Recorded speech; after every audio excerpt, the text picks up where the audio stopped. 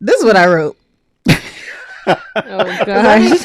my notes when I'm reading, I'll be like, I don't always say them out loud because we do our discussion, but I have to read this verbatim. Okay. I said, he is really taxing these people. They have no way to earn any money, and he's milking them dry. Like, Yes, what are you doing, bro? Yes. And I'm like, why? You took their livestock and all their money. What's the reason? That's what I'm like. They have no way to earn money because they can't grow anything. They can't even eat their cattle because they don't know how long it's gonna last. Because I'm sure he didn't tell them. He's just like, y'all just keep coming to buy stuff. Well,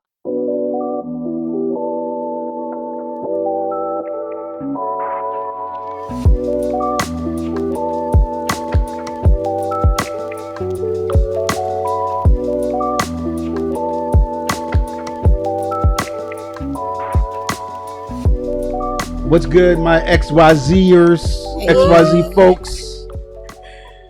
Yes, one more. XYZ Nation, our peoples of multiple generations. Okay. You know what we haven't done? what? We haven't given a shout out to Grandma of the Pod in a minute. Oh my goodness, yes we haven't, but you know why? Because I have actually been taking the initiative to do the research myself. Instead of being like, Grandma, I need to know. I need you to break this down for me. Now, I break it down to her. Oh. Yes, I'll come home and be like, Grandma, so we were learning about this, and I learned this new Hebrew word, and she's like, oh, that's really nice. But every time she tells me to talk to her friend, who's like a Bible study teacher, but I get scared because she eats me up every time. She eats me up she's like, I don't know about that, or you need to do some more researching, and I appreciate it, but I just don't want her to eat me up, so I'm just avoiding her at all costs. Oh gosh. Oh man. It's fine. This is a safe space. Yeah. We don't judge over here. We're not. Yeah. The last thing I want is for someone to be like, don't come. Yeah. No. That's. I think that's so.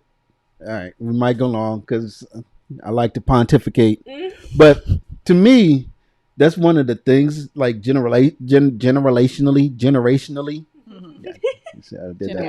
yeah. Yeah, I think it's changed because I think that there was a time when, as coming up, it was just like you do as you are told and you don't ask questions about it.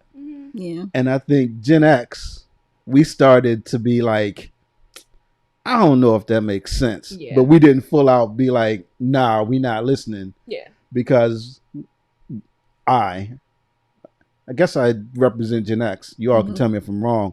Was like everything that's been going on is going to continue to happen and work the way that it's been in the past. So I guess maybe they do know.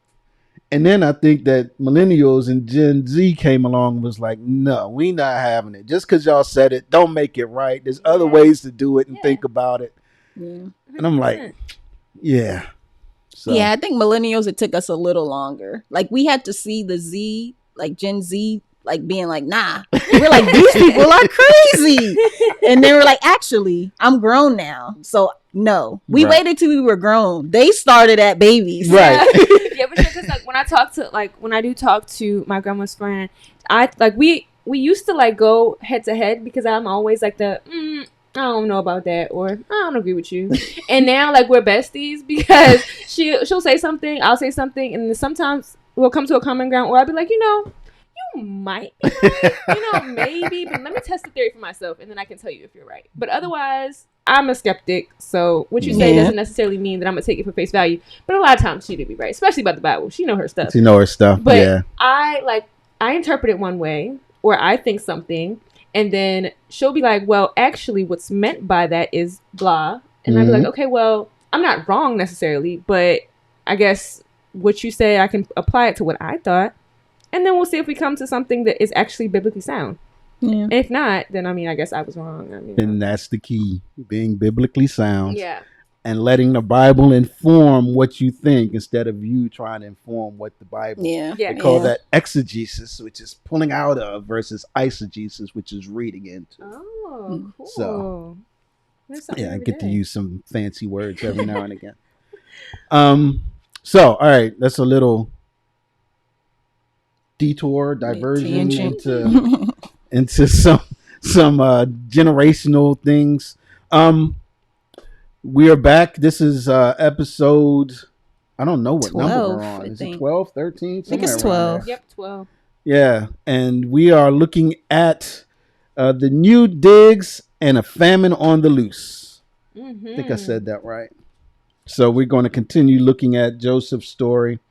And actually, it's now morphed into Israel's story, and we see Jacob back on the scene. So we get a chance to look at that today. Mm-hmm. But before we do that, we have some awesome news I'm about to to share. Yes. A missus? Yes. Nice. And she looks all excited. I am excited. It's like initially I was like, oh, I could just be with somebody. I don't have to be married. Like it doesn't matter because I heard that marriage just gets hard and it's just gonna mess everything up, and we might as well just stick to where we are because we are great where we are. And then I started talking with a premarital counselor that is he's my minister, and he's really amazing. I love him. Shout out to you, Mr. Connie. He's so great. He tells me like we have to pray, and we go through all of the landmarks of marriage that are like founded in the Bible. But he's like, don't over spiritualize this. Don't try to get all complicated about this. These things should be like, he's like, when it comes to prayer, don't feel like you have to have this extra special thing. Just go talk to God, both of you. Yep. Just go have a conversation with him, and that'll like help. It'll help in everything that you do. And it's just been so transformative learning about marriage and like the way God intended it to be, how we're supposed to think of each other. I'm like, okay, well, I can do this. I can be a wife and do it the way and I love it because he's not really always talking to me about my responsibilities as a wife. It's like, as a husband, it all comes like one big thing, and I'll share this little piece of wisdom he gave me. The wife doesn't have to love her husband. The husband has to love his wife, and the wife will follow his lead. And I was like, what? That's crazy. I never thought of it like that. Of like, that's a part of submission and stuff. Mm-hmm. So just learning about all of that has just made me so excited for the day to come. Oh, and the day. We have 30 days. Yeah. Oh, man. So y'all pray for me. Yes. So are you guys doing like a full ceremony in 30 days? Like a venue, all the people, reception? Yeah. That wasn't my plan. I wanted to go to the Howard County Courthouse. It's beautiful. But our minister could not marry us there. The justices have to do it. Right. Oh, yeah. So I was like, oh no, I don't want that. So we got our marriage license, and he said, oh, I can marry you guys in the park. And I was like, oh, perfect. We just stand around, just have our same 12 people who's going to come to the courthouse. They can stand around and we get married. There you go. It didn't work out that way. It's getting bigger and bigger, unfortunately. It's pretty though. We got a pavilion at Centennial Park in Ellicott City. We're going to have it's supposed to give cookouts. So everyone's wearing jeans and white shirts. Nice. Very casual. I got a dress. It's not a wedding dress, but it's ivory. So I guess it'll go with the theme of a wedding. Okay. Yeah. And then we're having like mission barbecue and games and just chill vibes and music. So that That's sounds nice. cool. Yeah. it's pretty cool, but it is the most stressful thing in the world because first of all, even with mission barbecue, you pay per person. Yeah. Per plate. Yep. $3 a person for napkins and plates. Y'all better take them napkins and plates and spoons with y'all because I'm paying for all of them. A gift table. I have to have a card box and a guest book and all this stuff I never even thought of. Yep. My coordinator's like, what's your rain plan? It's like, girl, I don't know. I don't know. If things don't happen how they're supposed to happen, me and Desmond are going to go around back with our minister and we're going to get married and then we're going to go home.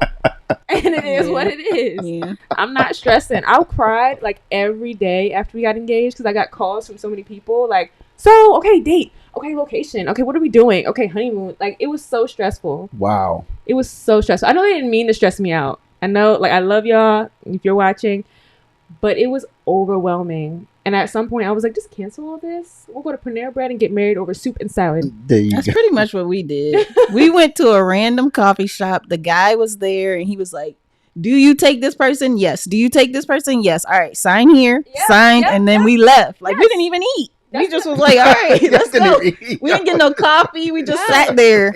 Yeah, it's all about because it's not about all that big stuff. Yeah. Once it's me, you, God, and the minister. As long as we got that, shoot, that's all we need. Well, I'm trying to have that mentality. And then the guy, so another challenge, my ring, I'm allergic to it. So the guy at the jewelry store keeps telling me, Jasmine, I think you are hyperfixating on the wrong things. You're marrying the love of your life. No. It's not about the ring. Excuse me? This ring cost a good penny. So either we're going to return it and get our penny back, or we're going to find something that works.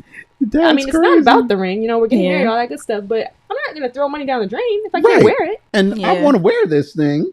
And if it's messing with me, it's a big deal. He keeps telling me, like, no, don't worry. No, sir. No, I'm sorry. We have 1 week left in the exchange window. We have to get it figured out in this week. So that's been my biggest stress lately. But pray for me. Keep me in your thoughts. Definitely. And we'll hope for the best in these next 30 days. No, I'm sure it'll be fine. Yeah, it'll be fine. I'm happy for you guys. Yeah. Go sneak in the background and watch the wedding. Yeah, I know where it's at. You know where it's at. So, Okay, and it's a public park, so honestly, we can't stop anybody from coming up to it. It's open. Hey, y'all want to have? We can have a big old party in the back. Really good. I bring my own food. Don't worry. yeah, don't worry. I bring a lawn chair. And bring and our own plates and spoons and forks. Please, I'm telling you, everybody's taking something with them. Y'all taking them centerpieces. Paid good money for them. Everybody takes something, so it doesn't go to waste. Yeah. But yes, That's good. That's awesome. That It is kind of awesome. ties. I'm so happy. New digs. yes. Okay. No famine, hopefully. No famine. No famine. No famine. No famine. But I mean, they're definitely gonna have digs. missing barbecue, so there won't be a famine. No famine. She gonna be living it up like Joseph Yeah. Oh, I sure and can. his family Mhm. while everybody else is struggling. It's yeah. Well, we sitting in the back with whatever it is we have. Without a little bit of Like, grain man, that left. missing barbecue over there look good. It's actually gonna be the opposite. Just how Joseph is providing food and all that. Everybody else is gonna be fed. I don't even eat mission barbecue, so I'm gonna be the one hungry. Oh, geez. Yeah. Yeah, everyone else it's gonna be plentiful. The land will be plentiful Yes, I for know. everyone else. You gotta have food, though. I know. I said maybe I'll eat some McDonald's before I get there. Not McDonald's.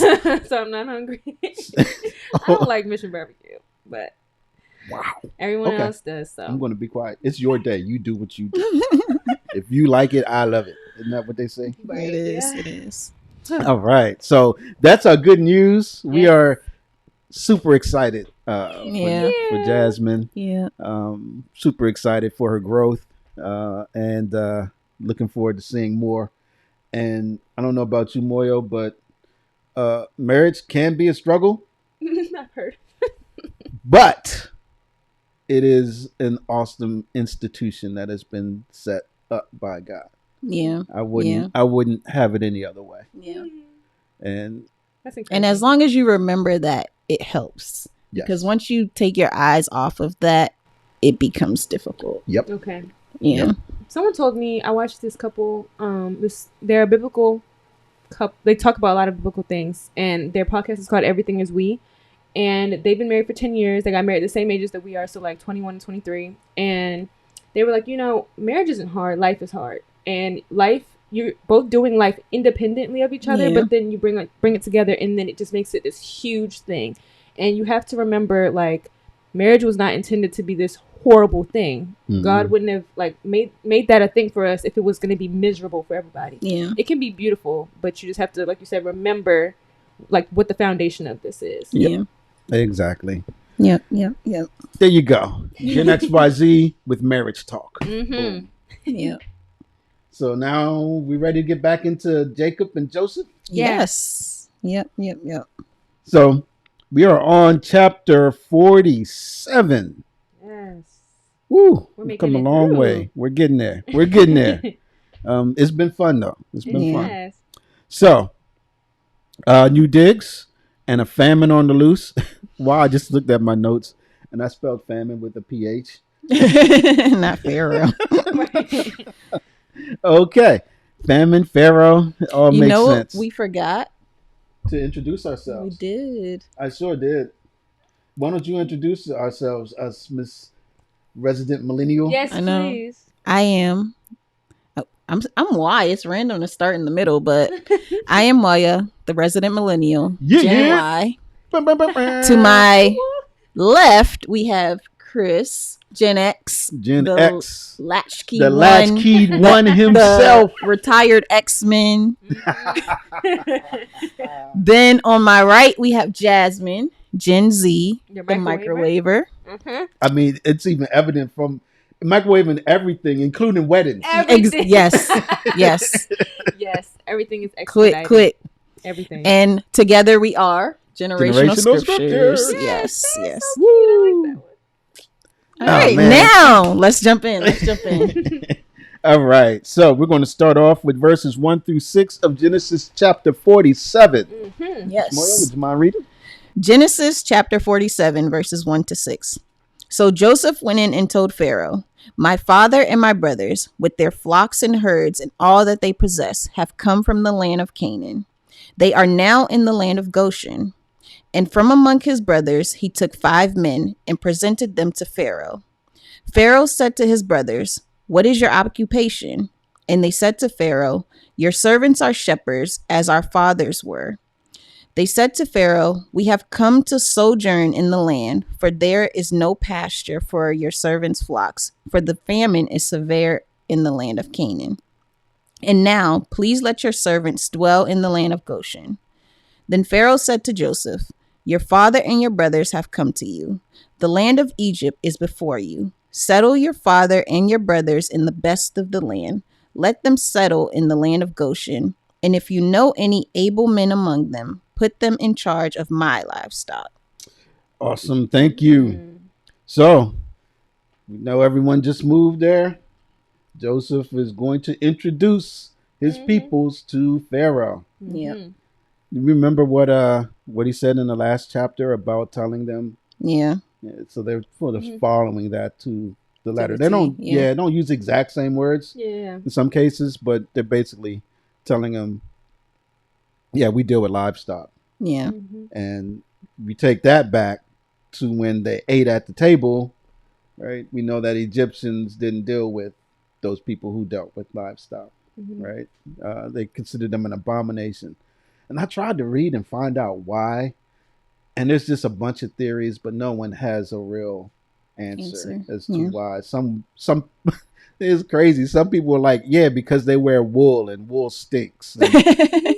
And the Egyptians, they wore linen and were concerned about how they looked when everybody else looked ruddy. Some people were like, yeah, there was this tribe or group or clan of shepherds that came in and tried to take over, some parts of Lower Egypt. So they didn't like anybody from those regions with that, occupation. Yeah. Because they came in and tried to take over before. But bottom line is we don't know. Yeah. Anything else stand out to you about the brothers and what Joseph did? Why did he pick 5? I was confused. I highlighted everything that confused me because I was like, 5. He picked 5 brothers, and I was wondering. It's not explicitly said which brothers, but I was like, what? Which 5? Why 5 of them, and why not all of them? Why not 2 of them? Like, what made it so specific? If there is a reason. I don't think it's a reason, but I feel like just taking a representative group, like, it's a lot of us. We don't all need to come. And the rest of us, they're in the land of Goshen. So maybe it's a distance you're traveling, and we don't necessarily need everybody traveling because now they have everything they own, their kids, their everybody's here. So maybe they just keep some people behind for that. Joseph could have been like, this is a show of force. All 70 of us. We rolling up deep. I know. Like, Pharaoh, what up, my guy? Joseph is too smart for that. You cannot come and intimidate Pharaoh and be like, can we have your land also? Exactly. I'm going to take. But because Joseph is so smart, that's why I was thinking there has to be a part of a plan. Because you bought a specific 5 to Pharaoh. Like, in my mind, and this could be one of those things that is just not as deep as we think it is, but I was like, there has to be a reason why he picked only 5 of his brothers to come speak, like, to do this on behalf of everybody else. Yeah. I don't know. That was interesting. I read two theories on that as well, right? One is the intimidation factor, which we already brought up, right? You just like you said, you're going in, you're getting some land. The last thing you want to do is roll up real deep with 12 brothers, the 12 of you, like, yeah, we here. Yeah. And Pharaoh be like, maybe this isn't a good idea. Yeah. And then the other option or thought was that also in an effort not to be seen as a threat, he took either those who were not as strong looking, for lack of a better term,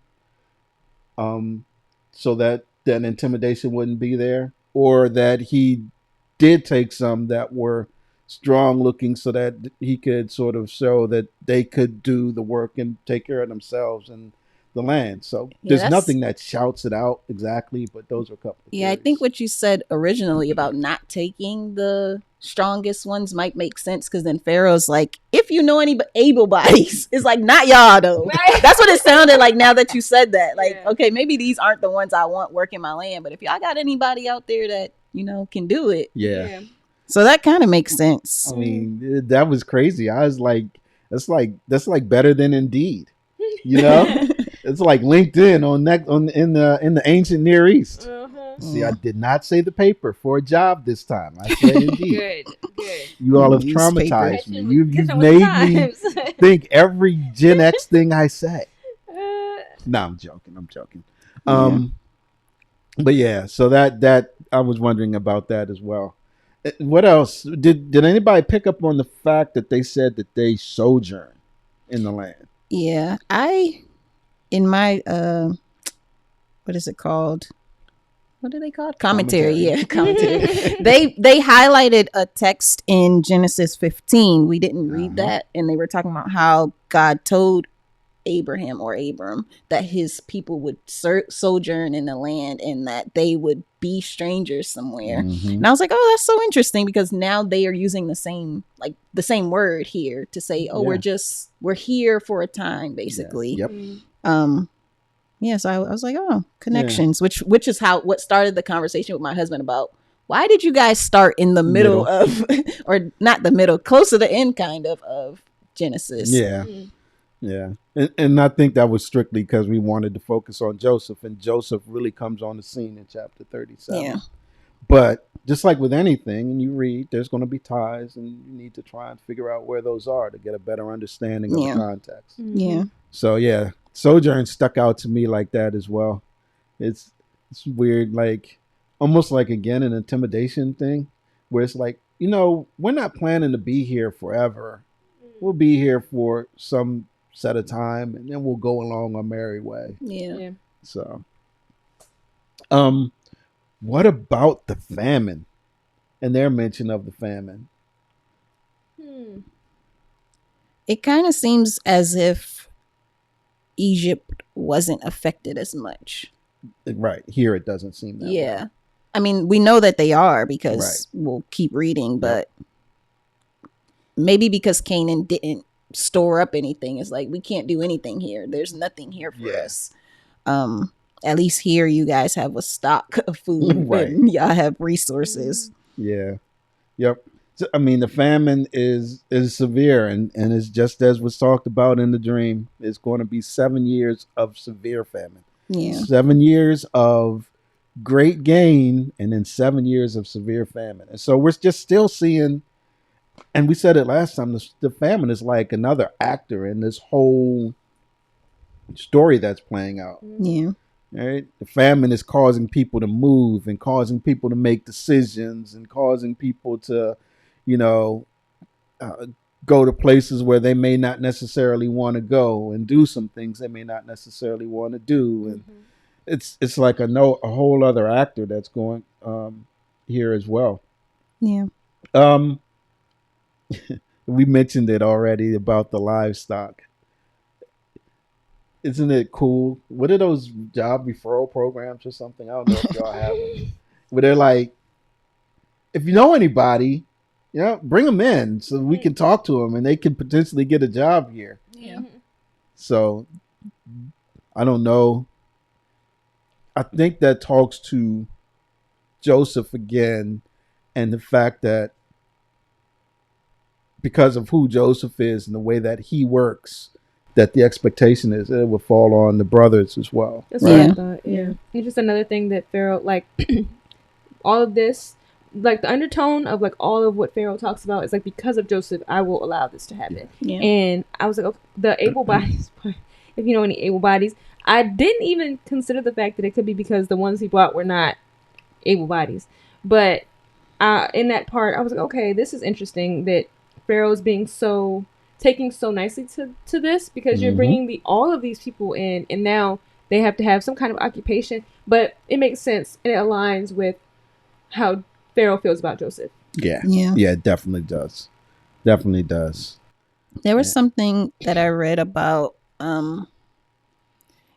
being the ones taking care of Pharaoh's livestock also gives you rank, the same as the cup bearer, and you're part of that group, right? So that it gives you some court. authority, kind of, too.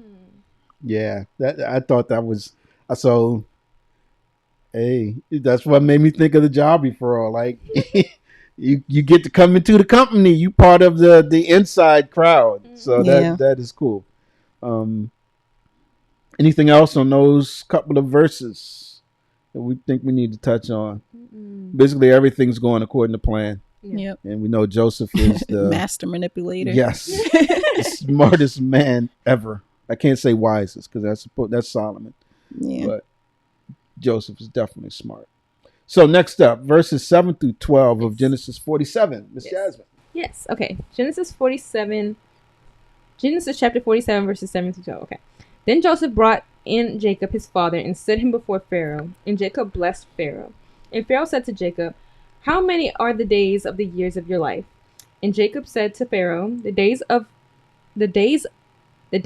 the years of my sojourning are 130 years.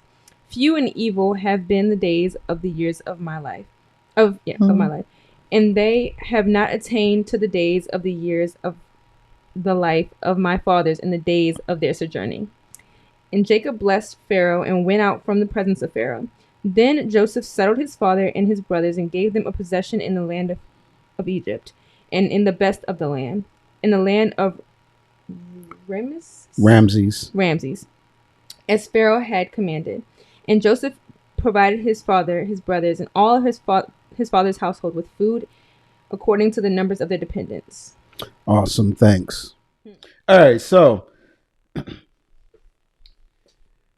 why does Joseph bring Jacob separately from the other 5 brothers? Any thoughts on that? That whole thing was confusing. I was so confused as to why that whole exchange took place. Really? Yeah. Okay. So I'm curious. I don't have an answer. I feel like,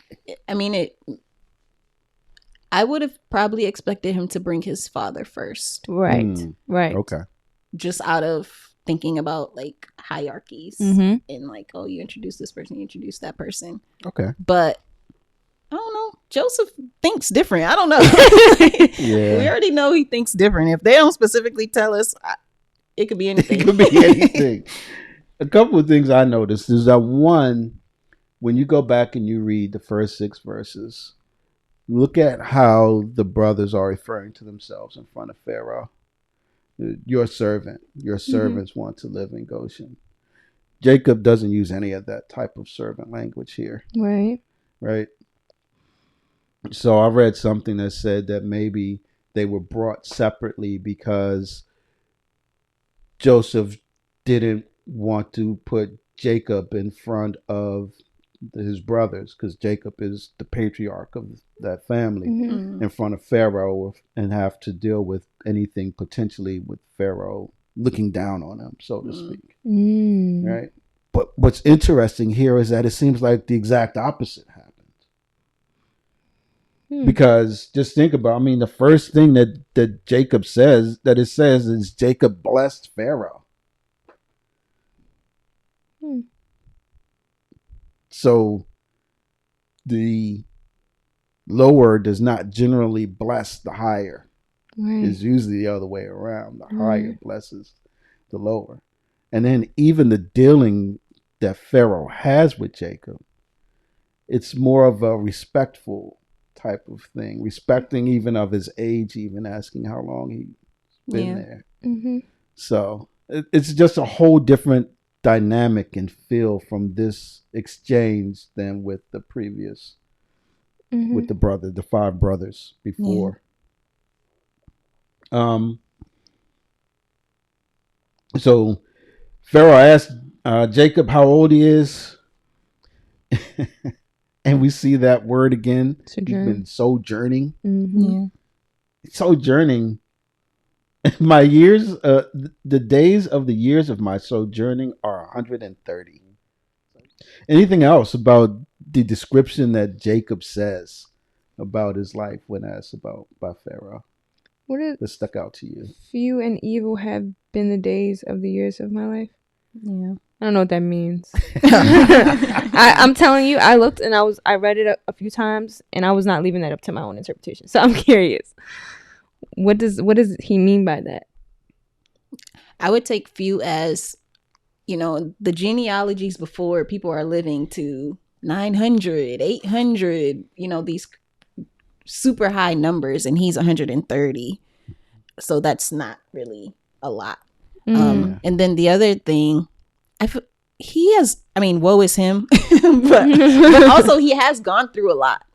He has gone through a lot in his years, and even the losing his son for the past however long was to him, it's like, my life has been kind of terrible, actually. Thanks for asking. That's crazy. And yeah, so even beyond like the 800, 900, which you really see back with Adam and Enoch. Well, not Enoch, he was taken up early, but Methuselah, I think he lived the longest. But even like when you think of Abraham and Isaac, I think they had more than 130 years of living. So even comparing himself to, his dad and his grandfather, and saying my years are less than theirs. And then I completely agree with the evil, because it's not just, I think it's from both sides. It's the evil that he's done, being the trickster, then the evil that he's had to deal with since coming up, which I always looked at and thought, because he was a trickster, that's why some of these things are happening. I'm starting to rethink that now. But the whole dealing with Laban, right, his father-in-law, and how he got tricked, I'm like, that's what you get, stealing the blessing. But we see how, again, God works all of that stuff out. And again, with him having to come back, and even with Laban before he left, they had a big disagreement and split that happened there. Then he's got to come back and meet Esau, right? And he's scared about that. Like, how's that going to work? And then the death of Rachel, right? Yeah. And or even her being like kind of barren for so long. Right. Like, yeah, exactly. He wouldn't have all these kids if she just had a kid. If she just had one, right. Yeah. And that was the wife that he truly loved. Yeah. And so for him to have to deal with her not being able to bear children, that weighed on him. So, and then like you said, the last straw is Joseph. So it makes me think, like, whenever he's like, what are y'all doing to me? You're going to take me down to Sheol. I was like, I didn't think of it before, but he's been through a lot. Maybe he was at his wit's end. Like, if one more thing happens, I'm just going to fall out right here. Like Sanford and Son. Is that too old? No, like, I watched that. So, yeah, that is that's I follow and agree wholeheartly. Yeah. So he talks about the sojourning, few of the years. And then it says that Joseph settled his father and his brothers. Anybody find that interesting? He's putting them in the land, but he's not staying with them. No. Because he's still who he is. Like, I'm still second in command. I still have a job to do. So, you guys are here. Yeah. So I feel like it kind of goes back to when he was talking about leaving. Remember when he was naming his sons? He's still disconnected from them a little bit. Yeah. Because he's not living with them. He didn't move his family to Goshen. He was just like, yeah, y'all are here, but I'm still where I am. I'm still, like, Egypt is still his domain. Yeah, it is. And he probably couldn't when you think about it. Yeah. Right. Because if they looked at people who cared for livestock that way, and he went, and even though he didn't care for livestock but lived in the area where everyone was, I wonder if that would change their view of It him probably and would. his ability to give orders Yeah. and organize and do the things he does. Also, I'm not giving up my mansion for y'all. Y'all, whatever Hey. y'all got over here. in Goshen. Right. That's I didn't want to say that, but I was thinking the same thing. Like, nah, I'm not leaving these nice digs for you all.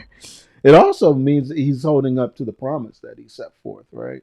Because he said, "You all come here. I'm going to get you in Goshen," which he's done. Yeah. Right? Pharaoh's told them to go to live the fat of the land, find the best areas, and do what it is, you livestock people do. But he said, "I'm going to provide for you. Yeah. You won't have to worry basically about the famine because I'm going to give you what you need." Yeah. And that's what we see, I think, when he gets to the end, where he's like, Joseph provided his father, his brothers, and all his father's household with food according to the number of their dependents. So he's just living up to what he said he would do. Anything else? The tone of this really gets to me because Pharaoh, hasn't shown himself to be mean spirited. Even with the cupbearer and the baker, right? It almost seems like there was something proven that sealed the baker's fate. But that he's still in command by the way that he talks to people. And it just struck me in this passage that Jacob is truly an elder, the patriarch, and he handles himself that way. It's like a discussion, not me waiting to be told I can do something in this passage, which struck me. It sort of cemented in my mind the patriarchal nature, the eldership of Jacob. Yeah. So, anything else on those couple of verses? All right, Genesis 47, verses 13 through 17. Now there was no food in all the land, for the famine was very severe, so that the land of Egypt and the land of Canaan languished by reason of the famine. And Joseph gathered up all the money that was found in the land of Egypt and in the land of Canaan, in exchange for the grain that they bought. And Joseph brought the money into Pharaoh's house. And when the money was spent in the land of Egypt and in the land of Canaan, all the Egyptians came to Joseph and said, "Give us food. Why should we die before your eyes? For our money is gone." And Joseph answered, "Give your livestock, and I will give you food in exchange for your livestock, if your money is gone." So they brought their livestock to Joseph, and Joseph gave them food in exchange for the horses, the flocks, the herds, and the donkeys. He supplied them with food in exchange for all their livestock that year. Man, so now we're really starting to see the effects of the famine on Egypt. Yeah. So one thing is, if you go back to Genesis 41:56, so when the famine had spread all over the land, Joseph opened all the storehouses and sold to the Egyptians, for the famine was severe in the land of Egypt. We didn't really get any insight, but here I think we're getting some more insight, right? Temporally, where this lines up, we're not sure exactly which year of the famine this is. I don't know if you all have seen anything on it, but we just know that they are in the famine, as evidenced by the fact that his brothers have come. They've come to look for food and get some grain. So, and I was thinking it's close to year 5, just because they said end of this year, and then the next verse we talk about what he does there, and I'm like, it has to be close to the end a little bit. Yeah. But I don't know. He's just giving them food a year at a time is what it's looking like. What it seems like, right? So maybe a year they were good in Canaan. Second year they came to get food. Third year they came back with Benjamin. Fourth year they've come back here. And then this could be 4 or 5 or something like that. That's what I'm thinking, but it doesn't say. Yeah, so it doesn't I don't say know. explicitly. It doesn't say explicitly. So, what do we think about Joseph right now? This is what I wrote. Oh gosh. my notes when I'm reading, I'll be like, I don't always say them out loud because we do our discussion, but I have to read this verbatim. Okay. I said, he is really taxing these people. They have no way to earn any money and he's milking them dry. Like, Yes, what are you yes. doing, bro? Yes. And I'm like, why? You took their livestock and all their money. What's the reason? That's what I'm like. They have no way to earn money because they yes. can't grow anything. They can't even eat their cattle because they don't know how long it's gonna last. Because I'm sure he didn't tell them. He's just like, y'all just keep coming to buy stuff. Well, I looked at it like he's building a dependency on him, on like their stock, because in my mind first I was like, okay, y'all have livestock, just eat them. But you can't because you don't know how long this famine is gonna last. Right. So then you trade your livestock for food, but your food is temporary. Once it's gone, it's gone. You have to come back. They're desperate. So I don't understand. Like that it really sounded like, he's milking them dry just so that they can just keep coming back. But then we know Joseph, he's smart. So like there's a reason why he wants them to keep coming back and like pulling all of their resources. Because now they really have nothing. Once they eat their food, yeah, they left with absolutely nothing. Yeah. What you gotta say? I was like, what do you think? No, I struggled when I first read this too. But I also realized, right, Joseph has two sides to answer to. He still has an answer to Pharaoh because he's in the position that he's in because Pharaoh put him there, Mm-hmm. right? So he can't just ignore that, which I think is why it states that the money that he collected, he took back to Pharaoh. And on the other hand, I hear it and understand that these people, the things that you'll do when you're hungry. I watch Survivor, and I'm watching it this year, and I know this might date when this comes out, but there's this person on Survivor. I don't remember names. I can't remember names. I can see her face though. She is allergic to almost everything on the island, like to eat. She didn't know that before she joined the show. And she still came on the show. That's crazy. But the point is that she has several episodes concerning food, and it is a theme concerning food for her because she can't eat and she's like really hungry. And it's like what you'll do and what you'll say and how you'll act when you're hungry. Right? There's a lot of things out there. So at one point, I can see he's got an answer to Pharaoh. And on another point, and I think we'll see this, and we see it here, why are you going to watch me die? Like, this is like really bad. So I'm going to do whatever I have to do to get food. So I think Joseph is doing the best he can to try and balance those things. Yeah. So I don't know if he's out to just have a grab or have people come back to him or be dependent on him. I see Jasmine's eyes. They're getting smaller and smaller. I make my eyes small at you. Because I'm really thinking, like, what did cross my mind, which could just be far outreaching, but because his family is taking care of Pharaoh's livestock, could he have been bringing in more livestock for his family to take care of? Like, to give them more of a job? Like, that crossed my mind, like, if for as long as there's livestock, they'll have something to do.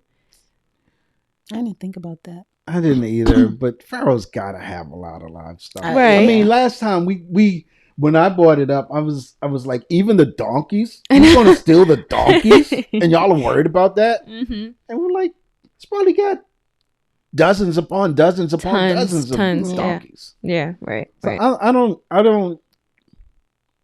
I don't think that Joseph is doing this for any type of self-aggrandizement. I really think that he's trying to, and to make sure he meets the needs and demands of everybody. Right. Which would mean, so like, I'm thinking in terms of like this. Okay. Yes, he's appeasing Pharaoh, bringing the money to Pharaoh. Okay. We have hungry people who have to eat. Okay. So if you exchange this for this, I can give you food. Okay. So then this is mutually beneficial. Right.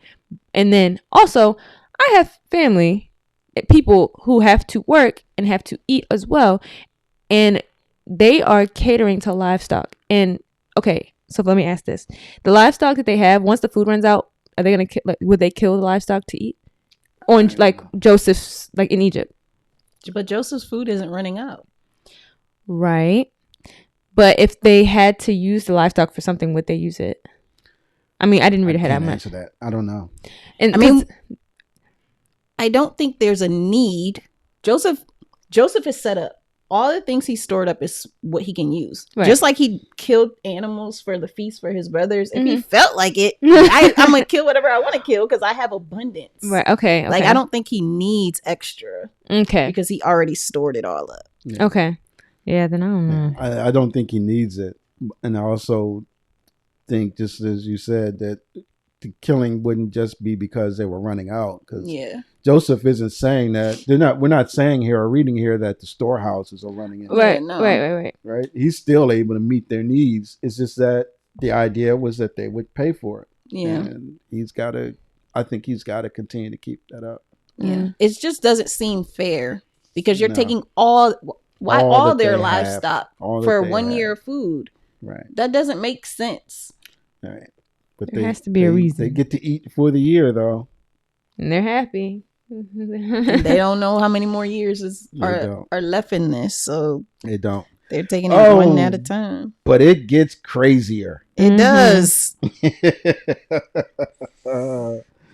So, yeah, they give their livestock for food. Anything else here?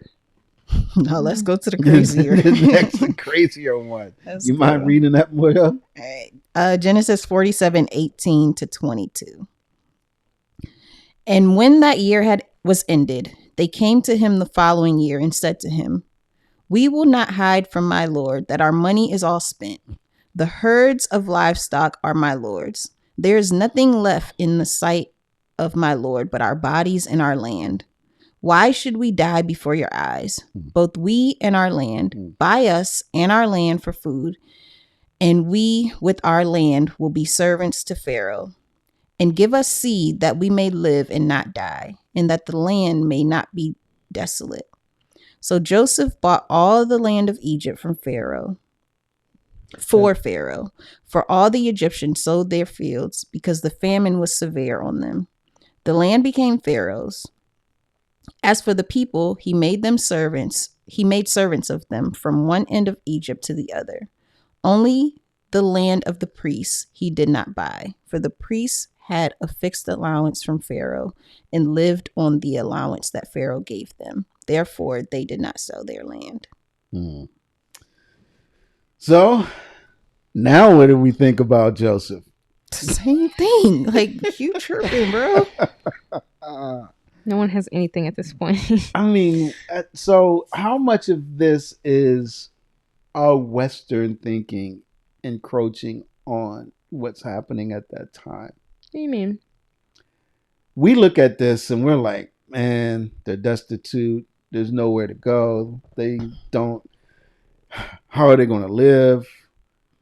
So just because they are okay with it, or they suggested it. They basically said, thank you for both of them. Mm-hmm. Okay, but they have nothing else. Right, they're desperate. They need food. They do need food, but okay, maybe are we saying they should have said, "What can we do?" and let Joseph answer? They could have done that. Joseph may have said the same thing. He probably would have said the same thing. I don't know. I think about like a kid, like when you be like, "I'll if you're like going back and forth with your siblings, I'll let you have all of my whatever for the next month if you just let me play with this toy." You probably shouldn't have said that because they're gonna take it all. You could have said, "Oh well, what can I give you? Oh, you can give me one of whatever you have." When you offer it up, yeah, I'm gonna take it. Like, okay, you offered, but these are grown people. I know. I mean, Joseph is grown. But even if you go back to Jacob and Esau and the birthright, he was hungry. He wanted some stew, right? He said, "If you give me this stew, I'll give you my birthright." Esau said this to Jacob. Jacob gave him the stew, so got to exchange for something. Jacob rightly had the birthright. Now he tricked him for the blessing, but he had the birthright. Yeah. I don't know. it's just excessive. Like all people, okay, maybe nothing in life is free, and we should just see it as that. That's what I wrestle with, right? Because I get this is a whole land, a whole nation of people, and I get if it's one or two folks that need to be helped, right? But everyone, somebody's going to have to pay that bill. Like when COVID happened, yeah, we were. I mean, and some people were getting PPP things, and they shouldn't have been getting them because they were using them for stuff like vacations instead of what they should have been. But even, with money that was provided, it's got to come from somewhere, right? And it's a balance to me as to where and how. And I think that Joseph is trying to find that balance. I really do think he is. I can't separate. What's the Maya Angelou quote? When someone shows you who they are, believe them. And so we've been going back and forth. Well, no, we've morphed on Joseph. Well, everybody but Jasmine. Jasmine believed in him from the beginning. I did. But myself and you, Moya, we came in with the idea he's a little bratty, then he's naive. Now we're realizing that he's like super duper smart. I can't detach that from who he is. The times I thought he was being mean, there was some nefarious plan. I don't even say nefarious. It's not the right term. There was some plan that he was working that wound up redeeming, right? And coming up in redemption. So I don't know if I can put that on him. Does it make it right? Because we've talked about that. Like we've talked about the fact that he was lying to his brothers in order to prove a point, in order to test them. Was it necessary? Because then we start getting into gray areas of this is okay, this is not okay. And here it's the same thing. It doesn't have to be this extreme. And also, even when he came up with his initial plan to sell to the people, why not inform people, hey, there's going to be a famine? And that way the people who listen, they store up, and the people are, of course, not going to do it. They're going to be like, I don't believe him. There's going to be people like that. So you'll still have people to sell to, and probably a good amount of people to sell to, because like people in other lands may not even get the message, right? So he could have still made lots of money for Pharaoh while not having everybody depending on him. Maybe. That's right. But I don't know. I'm just like, it's just not right. This is this was a hard section for me. Yeah. Yeah. It was a hard section to come to. I grappled with, like you said, like necessity versus just because I can. But I tend to feel like Joseph, well, and I don't know, because he was doing all that stuff to his brothers, and I was trying to reason through it, but it just, at the end of the day, we came to that it's not right. But I don't feel like he would just be doing it for the sake of doing it at this point.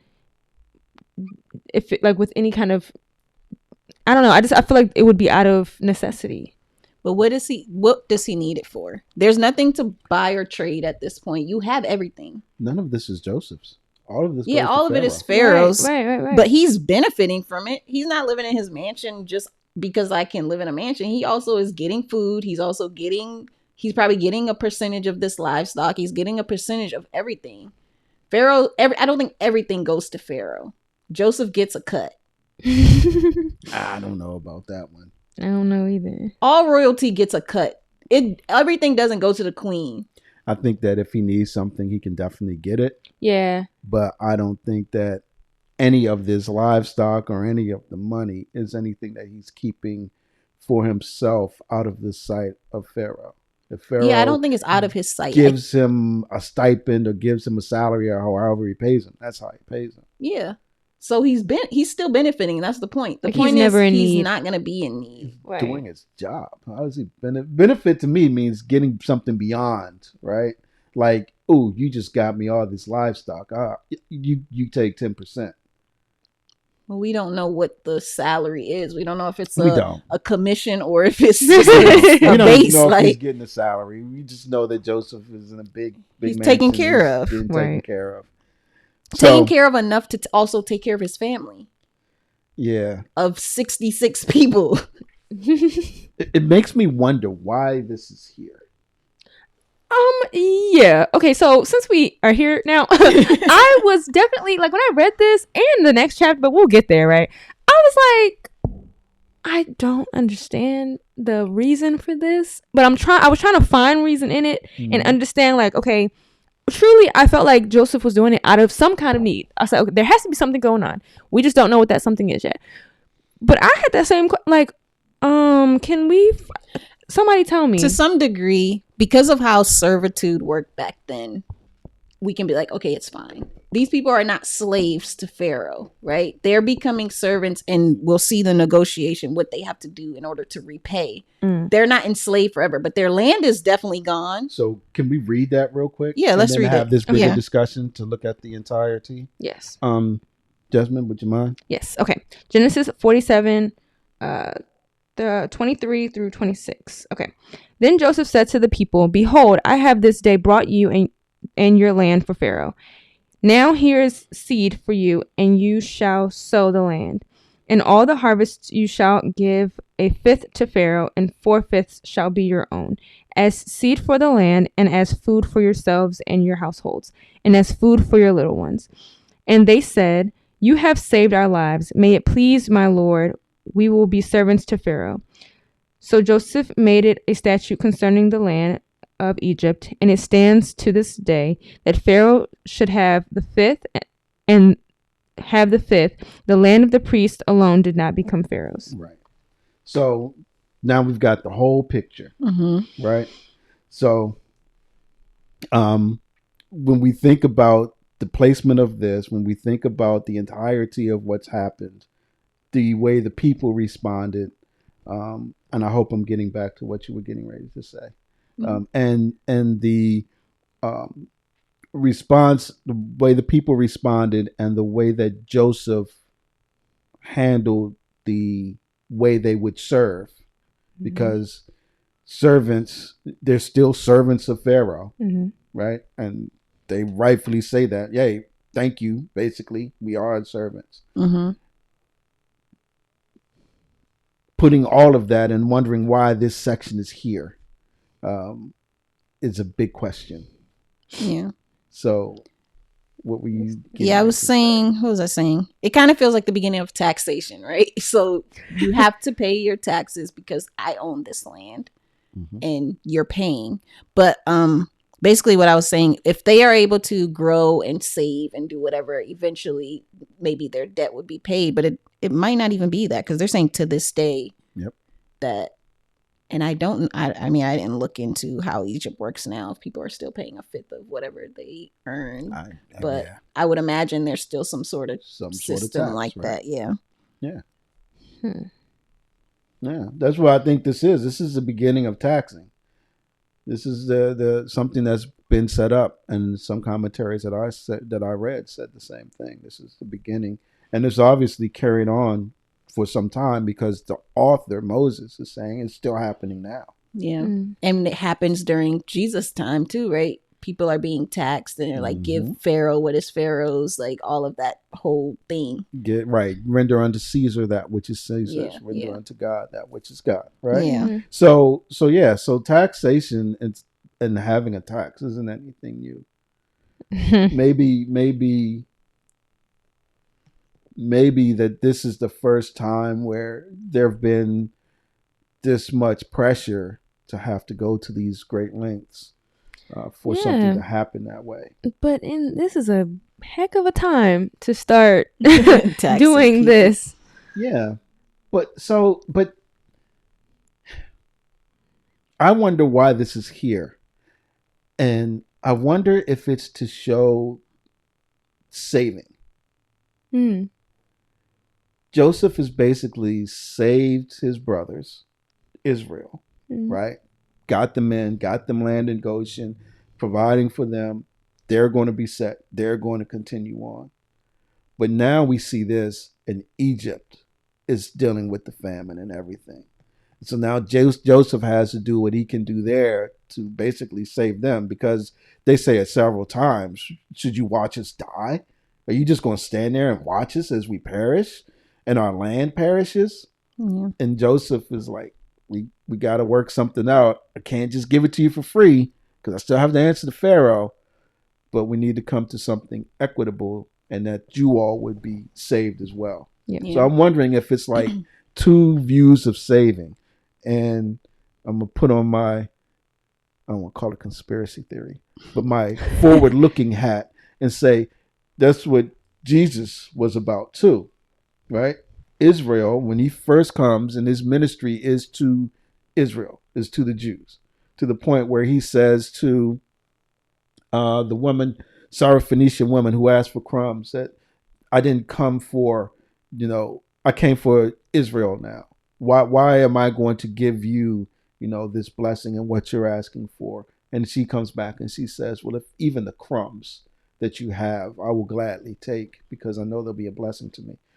We see later on, especially in John, where Jesus starts to say, okay, he starts to say things like there are sheep not of the sheepfold, right? And he starts to say that he's starting to talk to the Gentiles. So now we start to realize that, yeah, he's here initially for Israel because they are the chosen people and who the blessing comes through of who Jesus is and the salvation of the world.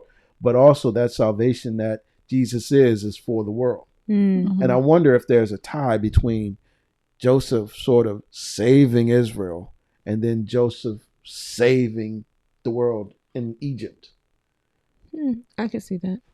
So something to think about. I don't know. That's why I think it's here. And also the way that he worked it out, that we're saving a fifth from the famine from the start. And he's just asking for that fifth now as well. Right. Yeah. And he's doing things, and it sounds like that he's considering their families, that your families, your sons, your daughters, and your little ones may eat, right? Yeah. So that you may, as a seed for the field, and as for food for yourselves and your households, and as food for your little ones. Yeah. So I don't think he's being conniving in the sense of, yeah, mine. I'm going to, like when I play Monopoly, I'm just going to take everybody out, wreck shop. I think that he's trying to do this in a way that, you'll get 80% to live off of. But there is a tax now because of what we've gone through. You're the servant to Pharaoh. The land is his. Yeah. So, yeah. And the other thing, it seems like we're coming out of the famine now. It does seem that way. Yeah, it does read because that way. we're giving seeds to plant the land, where this whole time we've been talking about how the land has been destitute and you couldn't do anything with it.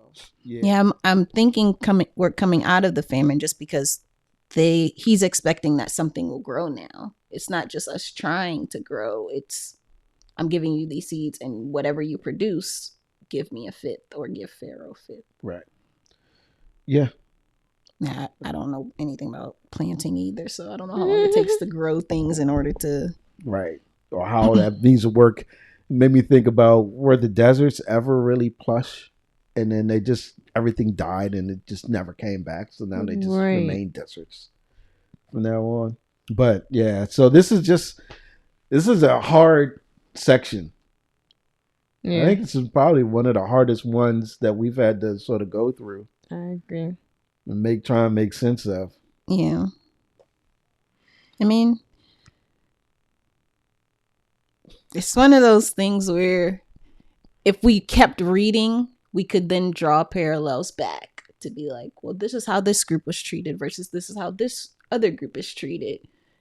It's similar circumstances where, well, not similar, because when the Israelites become so big and they are growing and the Pharaoh's like, I'm going to oppress them. It's not the way Joseph is oppressing. Now we're like, okay, maybe Joseph went easy on people because it could have been worse. Right. Yeah. Yeah. I mean, and think about it. And this is one of the things that I used to struggle with heavy, is the whole idea. I don't know if I mentioned it on here or not, but the whole idea of slavery and being a slave. I struggle with that bad. And the reason I did is because I've got this Western view, this Americanized view of what slavery is. So it's automatically bad. And I still think, regardless of what type, right, there's still some pitfalls to it. But during that time, there was, when you didn't have, you would put yourself into some level of servitude, being a bondservant. Yeah. Right. Even in the law for Israel, right, that opportunity, that need for having a bondservant is there, right, to pay your debts. But they also have things like the year of Jubilee, where if you wanted to leave, you could, and you'd get back the land, because every Jewish person got land, right? So I think that we have to be careful when we look at these types of stories, these writings, that we don't read too much into it from now times. Yeah. Because 20 years ago, if I'd have read that, I'd have been like, ain't no way I'm following Joseph. Can't believe he did that. But now I temper that a little bit, because I realize it's not quite the same. Yeah. Right. And Yeah. just as the point you brought up, the Israel was treated really harshly by Pharaoh, who did not know Joseph, as it says in Exodus. I mean, like, that they were being oppressed. Yeah. This isn't being oppressed. This is not oppression. Is Yeah. more of a taxation type of thing in my mind. Yeah. Yeah. I agree. So, all right, that was fun. Anyway. We're not done. Nope, We're not done. because we still got to deal with verses 27 through 31. Yes. So I'll read those. Genesis 47, verses 27 through 31. Thus Israel settled in the land of Egypt, in the land of Goshen, and they gained possessions in it, and were fruitful and multiplied greatly. And Jacob lived in the land of Egypt 17 years. So the days of Jacob, the years of his life, were 147. And when the time drew near that Israel must die, he called his son Joseph and said to him, If now I have found favor in your sight, put your hand under my thigh and promise to deal kindly and truly with me. Do not bury me in Egypt, but let me lie with my fathers. Carry me out of Egypt and bury me in their burying place. He answered, I will do as you have said. And he said, Swear to me. And he swore to him. Then Israel bowed himself upon the head of his bed. So, we're coming up to the point where Jacob, Israel, is realizing that he doesn't have much time left. Mm-hmm. Yeah. Yeah. So this is he calls Joseph. I think it's wild that we now see that 17 years have passed. I was just about to say, we went from 130 to 147. Mm-hmm. And I could have sworn to you that Jacob was going to be gone around 132. The way he was talking, you know, and the way everything was going on. But another 17 years? Yeah. He got Sheesh. 17 more years. The Lord blessed him with that. Yeah. So what do we think about his request? Well, first off, what do we think about how he approached Joseph?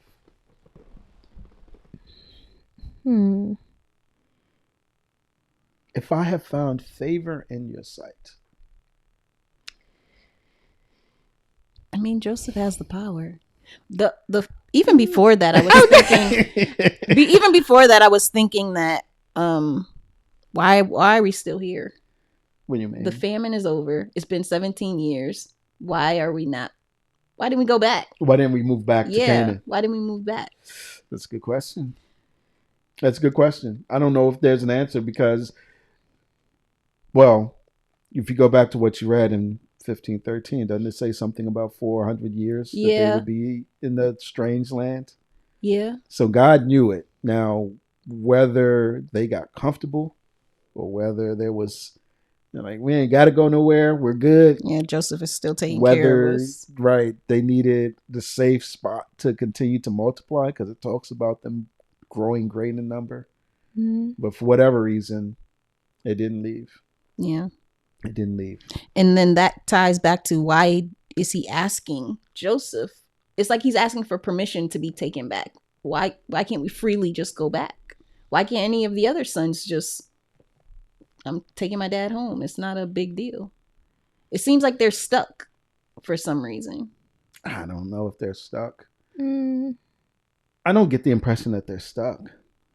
Jasmine, what do you think? I don't know how to explain what I think about this, but I definitely don't think that it's because of Joseph's power that he's saying, if I have found favor in your sight. I can't put my finger on what it is, but when he said, do not bury me in Egypt, but let me lie with my fathers, carry me out of Egypt and bury me in their burying place. So he just wants to go home. Okay, so and my question came back to why it has to be Joseph, or maybe he's not explicitly saying it has to be Joseph, but that's kind of what I gather. That he wants to be carried back. I don't know. I can't put my finger on it. I'm trying to figure it out if it's. Yeah, and that's why I'm saying it feels like they're stuck there. Like the other brothers can't take him back or something. Like it feels like you need permission to leave. Unless he feels like Joseph would want to bury me here to keep me close to him or something. I don't know. Well, he is also his favorite son. So, I mean, maybe he just wants his favorite son to be the one. I think that Joseph is now looked at by Jacob as the one who is taking care of the family. Right. Okay. Yes, I can see that. Joseph is the one who got them in Goshen through Pharaoh, who's providing for all of their needs. I think that he's almost looking at Joseph as second in charge. Like, my time is coming to an end, Joseph. It's all on you now. I won't be here. And I have a request that I'm going to ask the leader of the family to see gets done. Why does he need his favor to do so? I think so. That's why I thought it was interesting that he came to him that way, because even when he talked to Pharaoh, there wasn't any acquiescing. It was just like equals talking. Yeah. I'm a patriarch too, Pharaoh. Mm-hmm. Not that he was saying that, but that's sort of like but here I think he realizes that he doesn't have control. Once he's gone, he's gone. So I've got to come correct, so to speak. Yeah, because I guess he realizes that Joseph can do whatever he wants to do. Joseph could be like, forget the old man. Yeah, we'll bury you here. It's convenient. and you'll be fine. But no, he's saying, if I found favor in your sight, which I think of the times when Jacob has spoken to the brothers, even when they had to go back the second time and take Benjamin, and Jacob knew they had to take Benjamin, he was still a little.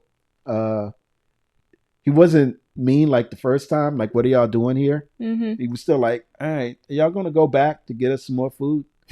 And this seems like an even different tone from that. If I have found favor in your sight. It's just gotten nicer and nicer. Yeah. Maybe the other thing, because going back to that, Joseph never went back to Canaan. So maybe the idea is, I want all of you guys here. So I need to talk to Joseph, because we'll see in the next chapter that Joseph asked permission as well.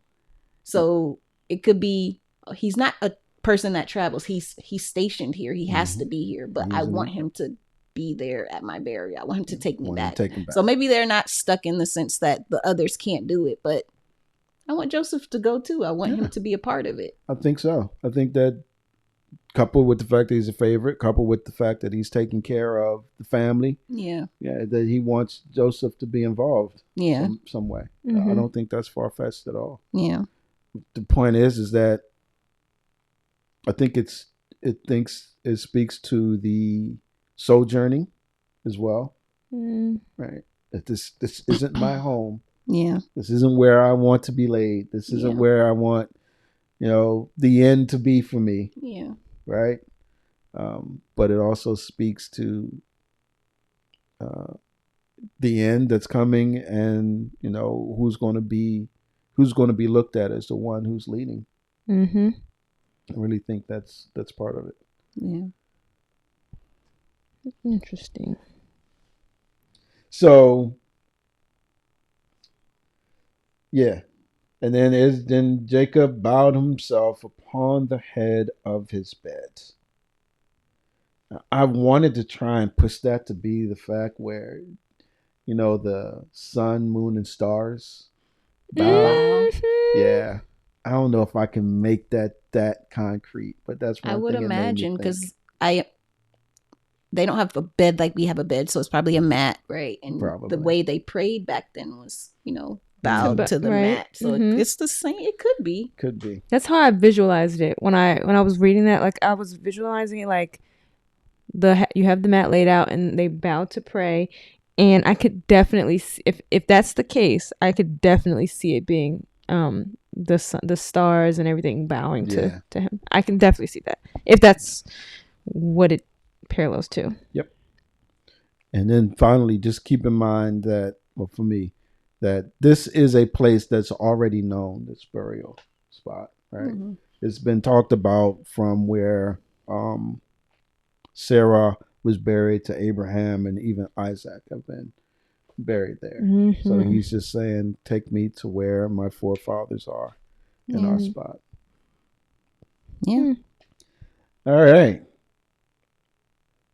This was a spirited, fun discussion. Yeah, this was an interesting one. Yeah. Very different from the rest of the ones we've done. Any final thoughts on this chapter? Still, any takeaways? I'm still like, why is this here? But hopefully it'll all come together for me because I was lost when I was reading by myself. But I know that I have some knowledge of next chapter, so I think we'll see a couple other things that help me to better understand. Okay. Cool. Yeah. The thing that stood out to me for this chapter was the final, and I'm going to say it again, the final saving of Israel. Right? They're in Goshen. They're settled. They even get jobs. The way that Joseph had to navigate the famine. And ultimately, we can argue, I think he saved them too. And it wasn't too bad on him. And then sort of this passing of the torch, if you will. That's what stood out to me in this chapter. So. This was good. Yeah. Yeah? Awesome.